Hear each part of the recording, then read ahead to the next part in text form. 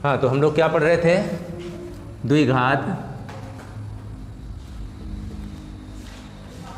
द्विघात समीकरण। द्विघात समीकरण की पहचान क्या होती है?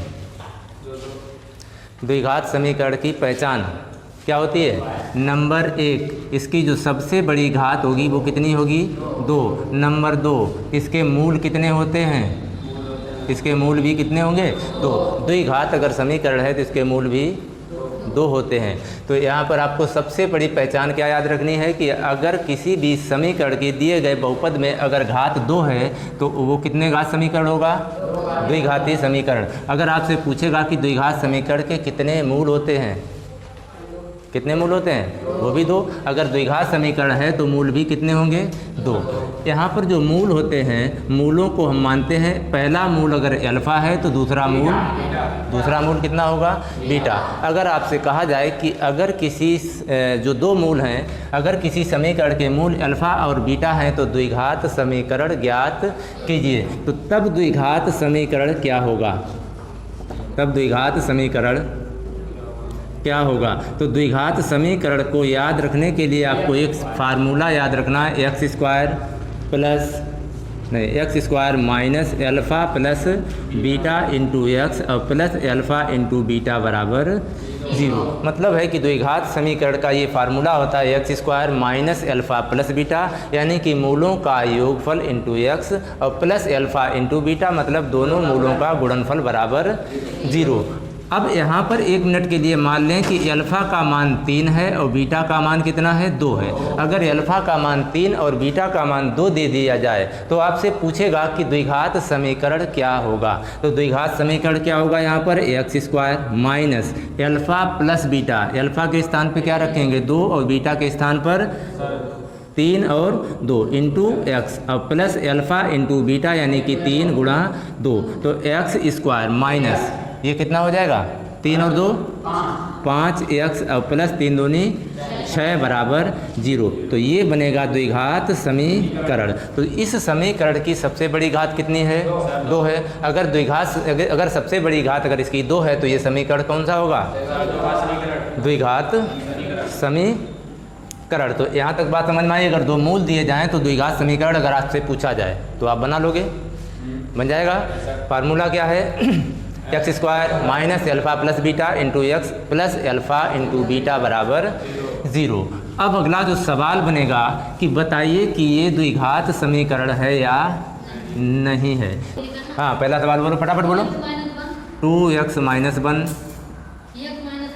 x माइनस 3 बराबर x प्लस 5 x माइनस 1। मतलब है कि यहाँ पर देखिए 2 पक्ष दिए गए, एक लेफ़्ट साइड और एक राइट साइड। लेफ़्ट साइड में 2 ब्रैकेट दिए गए और राइट साइड में भी 2 ब्रैकेट, मतलब दोनों पक्षों में क्या दिया गया है? 2 ब्रैकेट दिए गए। तो इसको द्विघात समीकरण बनाना है, मतलब पहले इसको हल करना है। हल करना क्या है? इसके ब्रैकेट को हमें तोड़ना है। ब्रैकेट अगर तोड़ेंगे, अगर मान लिया आपको इनका गुणनफल नहीं आता है कि ब्रैकेट का गुणा यानी कि ब्रैकेट मल्टीप्लाई कैसे करते हैं, तो आप क्या करोगे? दूसरे ब्रैकेट में से आप x उठाएंगे, उसके बाद पहला ब्रैकेट ऐसे ही रख देंगे 2x² माइनस 1, उसके बाद -3 ले लेंगे, -3 के बाद फिर इसको ही रख देंगे तो क्या हो जाएगा? 2x माइनस 1 बराबर, यहाँ पर क्या करेंगे?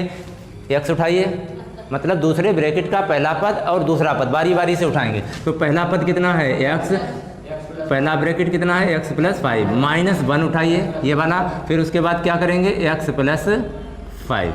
अभी ब्रैकेट नहीं हटा है, तो ब्रैकेट तब हटाएंगे जब यहाँ पर x का गुणा दोनों के साथ होगा, यहाँ पर 3 का गुणा दोनों के साथ होगा, यहाँ पर x का गुणा दोनों के साथ होगा, यहाँ पर 1 का गुणा दोनों के साथ होगा। x का 2x के साथ गुणा करेंगे तो 2x², माइनस का कितना हो जाएगा? x, अब माइनस 3 दूनी 6x और ये माइनस और ये माइनस मिलके क्या हो जाएगा? प्लस का 3 बराबर x² plus 5x minus x और माइनस का 5। अब क्या करना है कि देखिए द्विघात समीकरण में हमेशा जितने भी पद होते हैं वो आपके लेफ्ट साइड में होंगे और राइट साइड में 0 छोड़ा जाता है। राइट साइड में क्या छोड़ा जाता है? 0। तो इसका मतलब है कि सारे पद हमें किधर खींच के लाना है? अपनी तरफ, यानी कि लेफ्ट साइड में। तो 2x² माइनस, इन दोनों को जोड़ सकते हैं क्योंकि ये समान घातें हैं।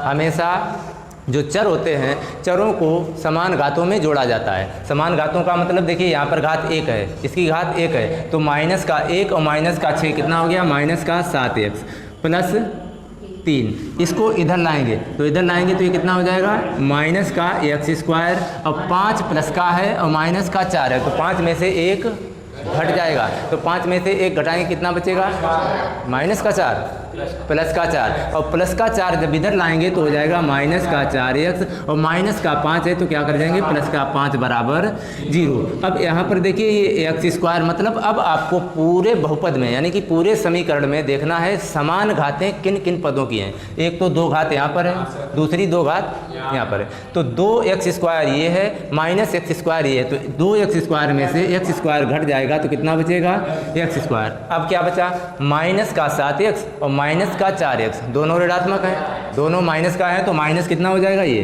11x प्लस का 3 और प्लस का 5 तो प्लस कितना हो जाएगा 8 बराबर 0। तो अब आप बताइए कि क्या ये द्विघात समीकरण है, क्या ये द्विघात समीकरण है, तो इसकी घात कितनी है सबसे बड़ी 2, तो ये द्विघात समीकरण अपना चेक करते जाना, द्विघात समीकरण है, बस यही इसका आंसर है। ठीक, यहाँ तक कोई दिक्कत, आगे बढ़े, आगे बढ़े, चलिए ईमानदारी से देखना अपना सही हो गलत। हाँ अगला सवाल, x प्लस 2 की घात 3 बराबर 2x एक्स स्क्वायर माइनस 1, यही है ना। अब इस सवाल को देखिए, ब्रैकेट तोड़ना है, क्या करना है, ब्रैकेट तोड़ना है। ये बन रही है सर्वसमीका एक, ये कौन सी सर्वसमीका बन रही है, a प्लस बी का whole cube. a plus B का होल क्यूब क्या होता है भैया, a cube plus B cube plus 3ab plus 3ab और into a plus B. a plus B का मतलब है कि जिसके ऊपर क्यूब लगा है बाद में वही रख देना है। ठीक, यहाँ पर देखिए a के स्थान पे क्या है x, b के स्थान पे है 2, तो x का क्यूब प्लस 2 का क्यूब कितना होता है 8 और प्लस 3ab, 3 गुणा x गुणा 2, यही तो बनेगा 3ab। 3 क्या यहाँ पर x क्या है, मतलब a क्या है x और b क्या है 2, तो b के स्थान पे 2 आ जाएगा, x के स्थान पे a के स्थान पे x आ जाएगा और 3 तो फार्मूले के अंदर है, तो ये हो जाएगा x क्यूब और 2 का क्यूब 8 प्लस 3ab, 3a का मतलब x और b का मतलब 2 और फिर इसको पूरे को ऐसे ही उठा के रख देना है x प्लस 2 बराबर, इसको अंदर गुणा कर दो तो 2x क्यूब हो जाएगा, क्या हो जाएगा ये 2x क्यूब और 1 के साथ जब गुणा करेंगे तो माइनस का हो जाएगा 2x। ठीक, अब क्या करना है कि इसको, इसका भी ब्रैकेट तोड़ना है, बिना ब्रैकेट तोड़े आप द्विघात समीकरण नहीं पहचान पाएंगे, तो द्विघात समीकरण तोड़ेंगे तो ये हो जाएगा x क्यूब और प्लस 8, 3 दूनी 6। अब 6x का गुणा करेंगे x के साथ तो कितना हो जाएगा 6x स्क्वायर और 6 का 2 के साथ गुणा करेंगे तो हो जाएगा 12x। कितना हो जाएगा ये भाई, 6 दूनी 12x, नहीं 3 दूनी 6 और 6x का 2 के साथ गुणा करेंगे तो 12x। इसको अपनी तरफ खींच के लाएंगे तो इसके साइन चेंज हो जाएंगे, तो 2x क्यूब और प्लस 2x बराबर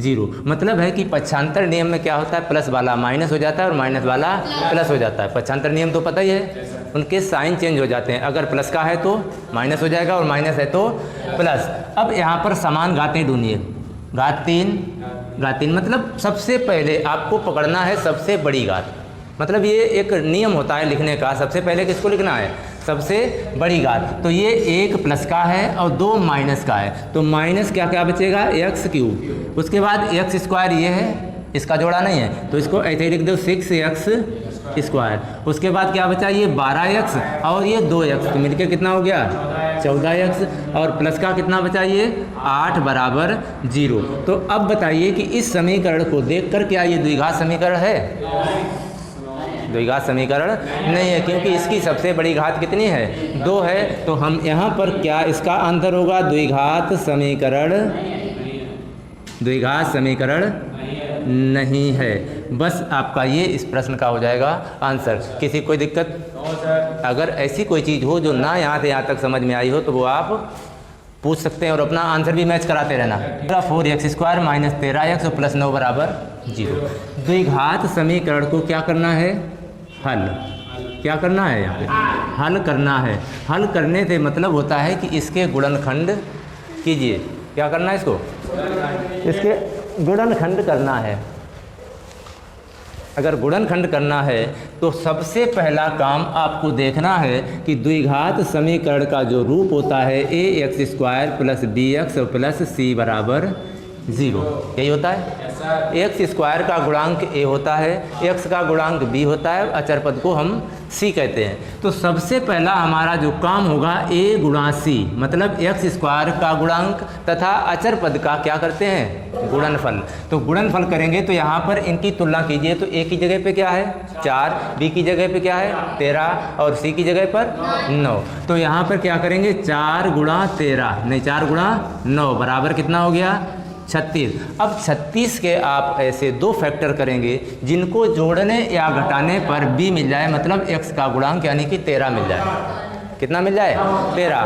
तो इसके गुणनखंड आप जितने भी गुणनखंड हो सकते हैं वो करिए। पहले जो तरीका होता है पकड़ने का कि क्या हम इसके कैसे गुणनखंड बनाएं। एक तो 36 होता है 18 दूनी 36, एक होता है 18 दूनी 36, लेकिन 12 से भी तो बन जाएगा, चतुरंग 36 होता है। चलो इसी को हल कर लो। तो 9 चौक कितना होता है 18 दूनी 36, 18 दूनी कितना होता है 36। एक होता है 9 चौक 36 और एक होता है 12 तिया 36, एक होता है चतुरंग 36। हाँ, मतलब इतने गुणनखंड संभव, इसके जो संभव गुणनखंड है वो इतने हो सकते हैं। ठीक, अब यहाँ पर आपको देखिए हमारा ये सही है कि ये सही है कि ये सही है या फिर ये वाला।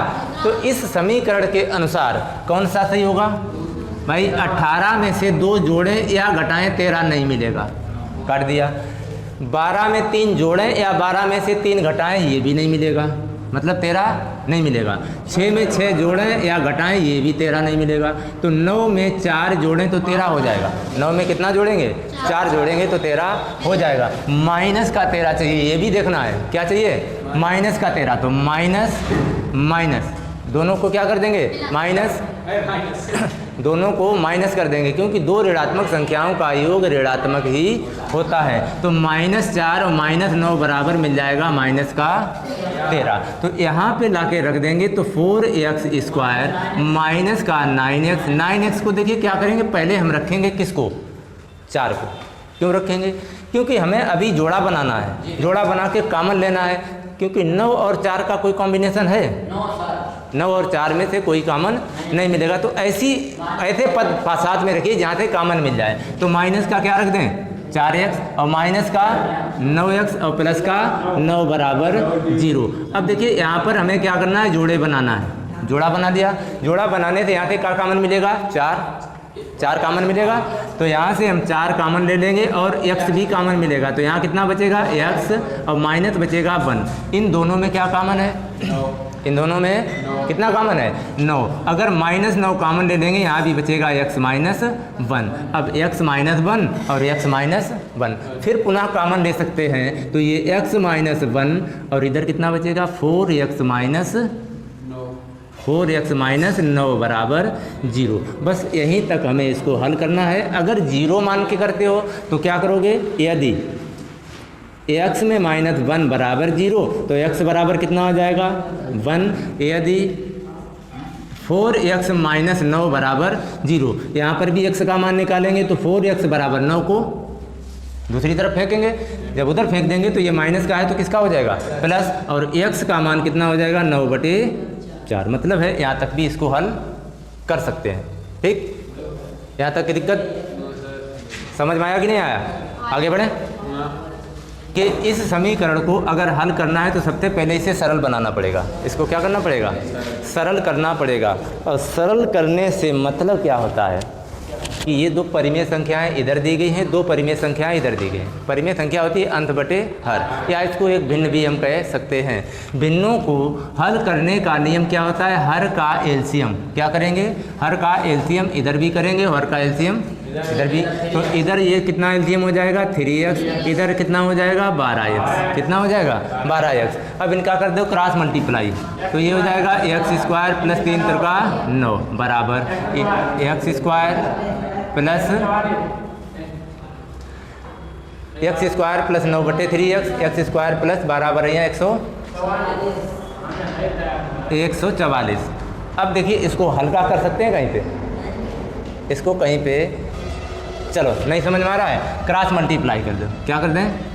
Cross multiply. तो ये हो जाएगा 12x x² प्लस 9 बराबर 3x x² plus 144, x² plus 144। क्या करोगे? x से तो ये x कट रहा है, 3 से ये 12 कट जाएगा, 3 चौकू 12। अब 4 का अंदर गुणा करिए तो हो जाएगा 4x² प्लस 4 नेम 36। इस वाले को इधर लेके आएंगे, x² प्लस 144, तो माइनस x² और माइनस का 144 बराबर 0। अब x² माइनस x² मतलब 4x² में से 1x² घटा देंगे तो कितना बचेगा? 3x²। और 36 में से 144 घटाएंगे तो बचेगा माइनस का 108 बराबर 0। यही तो बचेगा भाई। 36 में से जब 144 घटाएंगे तो माइनस 108। अब 3x², अब यहाँ को इसको 108 को क्या करेंगे? दूसरी तरफ भेजेंगे। तो दूसरी तरफ अगर भेजेंगे तो ये हो जाएगा प्लस का 108।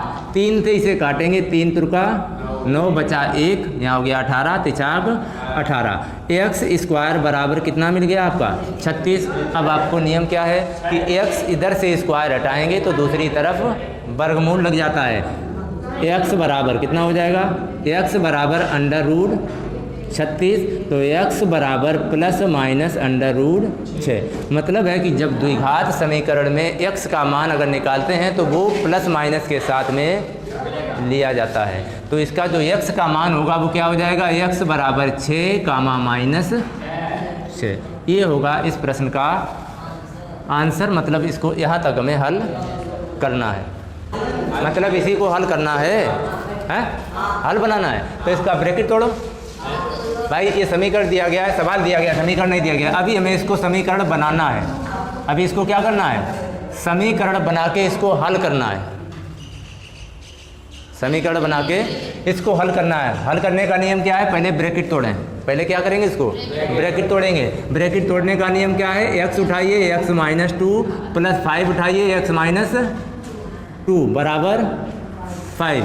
गुणा करिए तो कितना हो जाएगा? x² minus 2x plus 5x और माइनस का 10। इस 5 को इधर लाएंगे तो माइनस का 5 बराबर 0। मतलब सारे पदों को अपनी तरफ खींच के लाना है। तो x² अकेला है, लिख दीजिए। माइनस का 2 प्लस का 5 तो कितना बचेगा? प्लस का 3x।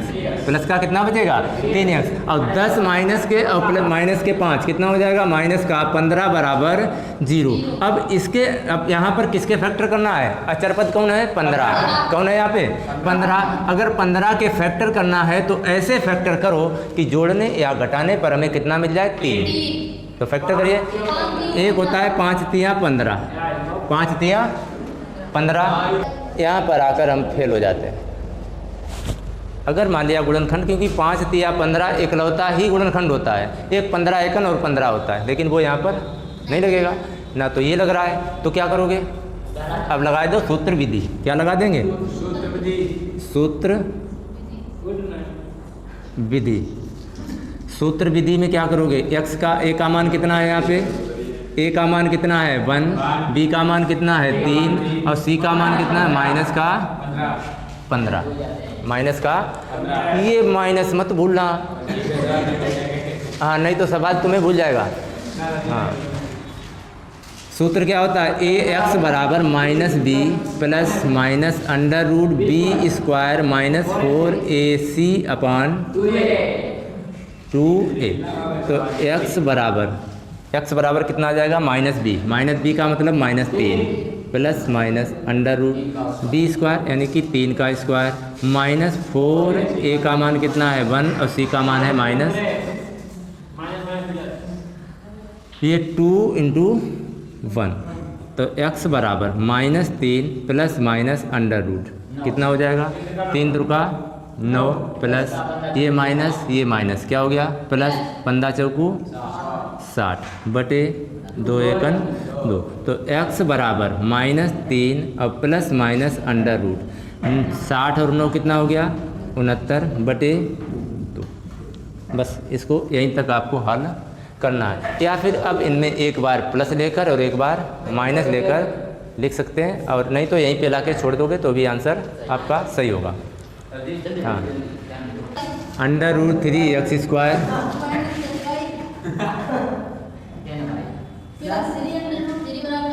तो यहाँ भी बाई होगा।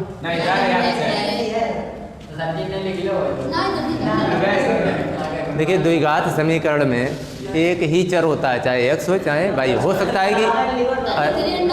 सकता है कि ले गया हो, ये कोई बड़ी बात नहीं। हाँ, 3√3 बराबर 0, ये प्लस है। ये प्लस।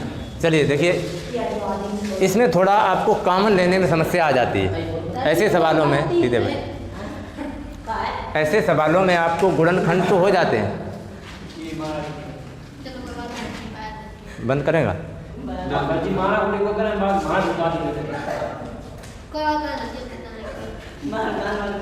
ऐसे प्रश्नों में गुणनखंड तो आसानी से हो जाते हैं, लेकिन समस्या आती है कब? जब कॉमन लेना पड़ता है। तो यहाँ पर समीकरण क्या है? √3y माइनस 10y और प्लस 3√3। तो सबसे पहला काम आपको क्या करना है? यहाँ से उठाना है, इसके साथ गुणा करना है। तो √3 का गुणा करेंगे 3√3।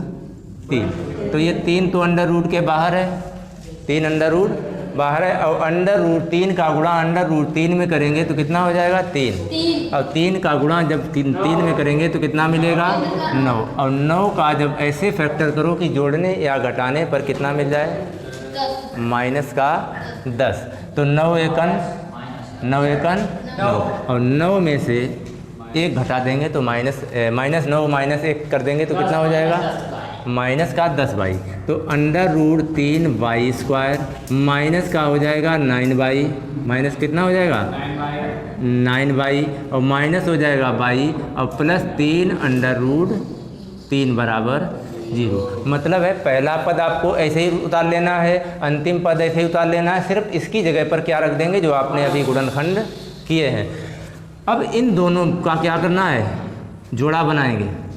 जोड़ा बनाने पर यहाँ तो कुछ कॉमन है नहीं, इसको देख के चलिए, यहाँ पर कुछ कॉमन है नहीं, तो जब कुछ कॉमन नहीं होता है तो 1 कॉमन लिया जाता है। क्या कॉमन लिया जाता है? 1। तो यहाँ पर केवल y तो बचेगा, तो इसका मतलब यहाँ पर भी हमें y ही छोड़ना है। यहाँ पर क्या छोड़ना है? y। तो y छोड़ने का मतलब है कि हमें √3 हटाना है। √3 हटाना है तो √3 कॉमन ले लेंगे। √3 कॉमन ले लिया और y कॉमन ले लिया। कॉमन जो लिया जाता है, जो कॉमन लेंगे उसी का भाग दिया जाता है। उसी का क्या किया जाता है? भाग। तो भाग किस में देंगे? √3y² बटे √3y माइनस 9y और बटे √3y। ये कॉमन ले लिया इस ब्रैकेट से। यहाँ पर क्या कॉमन ले लें? -1। क्या कॉमन ले लें? -1 कॉमन ले लिया, तो ये -y है तो प्लस हो जाएगा, ये प्लस का है तो ये माइनस हो जाएगा। y -3 बाई 1 कॉमन लिया तो ये तो यही रहेगा। 1 का भाग लगाओगे कुछ परिवर्तन होगा? कुछ नहीं होगा। यहाँ पर √3 दे, √3 कट गया, y थे ये स्क्वायर कट गया, ये y थे y कट गया। √3y, यहाँ क्या बचेगा? y माइनस 9 बटे √3, ठीक, -1 y माइनस 3 बराबर 0। अब यहाँ पर देखिए y माइनस 3 है, तो यहाँ पर भी तो वही होना चाहिए, y माइनस 3 ही तो होना चाहिए, तभी तो हम कॉमन ले पाएंगे यहाँ से, अन्यथा नहीं ले पाएंगे। तो क्या करोगे? यहाँ पर √3 है तो √3 से गुणा कर देंगे, √3 से भाग, तो ये हो जाएगा √3y और y माइनस, अब ये क्या बन गया भाई? √3 गुणा √3 होता है, और 3 से ये 9 कट जाएगा, 3 त्रिका 9, तो माइनस ये बन जाएगा 3 √3 और -1 और y माइनस 3 √3 बराबर 0। अब देखिए बन गया बराबर y माइनस 3 √3। तो ये y माइनस 3 √3 जब कॉमन ले लेंगे तो यहाँ पे कितना बचेगा? √3y माइनस 1 बराबर जीरो। अब क्या करना है, एक बार इस ब्रैकेट के बराबर जीरो और एक बार इस ब्रैकेट के बराबर जीरो। चलिए इधर देख लेते हैं। तो यहाँ पर क्या दिया गया, y माइनस 3√3 बराबर अगर जीरो है तो y बराबर कितना आ जाएगा, 3√3। एक तो आंसर ये हो गया। दूसरा, अगर मान लिया हमने ले लिया √3y माइनस 1 बराबर अगर जीरो है तो यहाँ पर y बराबर कितना, 1 इधर जाएगा तो 1, और ये 3 गुणा में है तो कहाँ चला जाएगा, बट्टे में। तो ये आ जाएगा y बराबर 1/√3।